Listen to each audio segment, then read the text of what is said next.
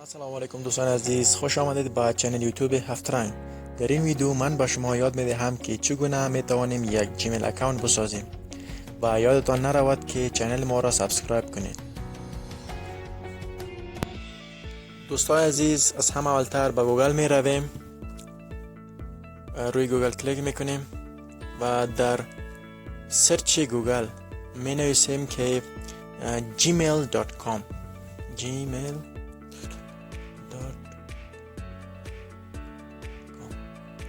و روی دکمه سرچ فشار میدهیم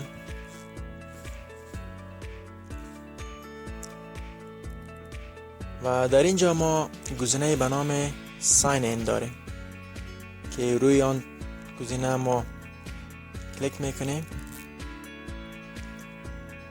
ساین این.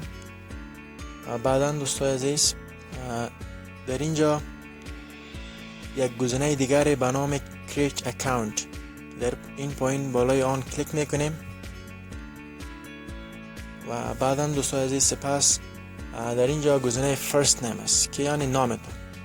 در اینجا ما باید نام خود را واگذار کنیم و ورود کنیم که ما هم میخوایم نام خود را نوشته کنم.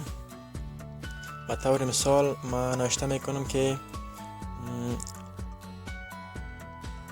سلطان، بله، طور نمونه سلطان نوشته میکنم اسم خود را و در پایین لاست نیم یعنی تخلصتان که ما هم به طور مثال خان نوشته میکنم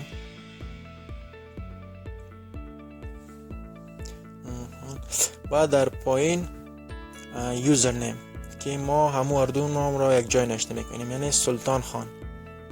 بله دوستان عزیز، نام اولی و تخلص خود را یک جای در اینجا نوشته میکنیم در یوزر نیم که سلطان خان و یک رمز خردترک را هم وارد میکنیم که ما به طور نمونه 214 را نوشته کردم.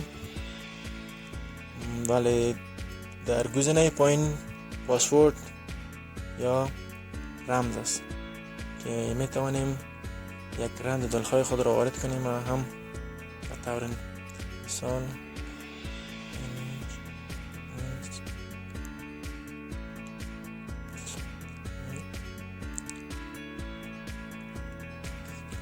یک رمز دلخواهتان را وارد میکنیم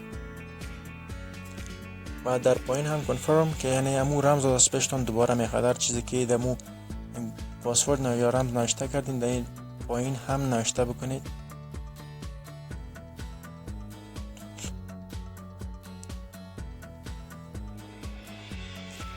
بله دوستان عزیز، و رمز را 2 دفعه نوشته کردیم و در اینجا گزینه به نام نکست که روی آن فشار میدهیم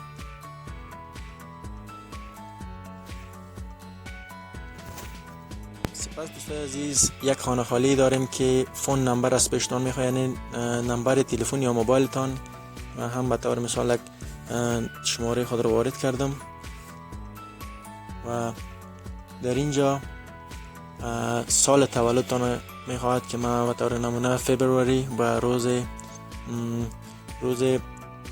دوم را انتخاب کردم و سال هم یک سال را شما باید وارد کنید که من 1973 گرفتم و در اینجا هم جنسیت را شما میخواد که میل یا فیمیل و من هم میل را انتخاب کردم و گزینه نکست را فشار میدهم.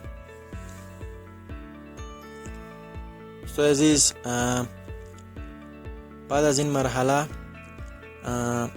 به شما یک کد 6 رقمی میاد اتوماتیک و ما هم آمد و ما این کد را وارد کردم. در اینجا 6 رقمی از طرف یک گوگل میاد با گزینه وریفای را کلیک میکنیم و این هم بود جیمیل اکانت ما که ما ساختیم و تمام شد. برای ویدیوهای دیگر لطفاً چنل ما را سابسکرایب و با دوستانتان شریک بسازید.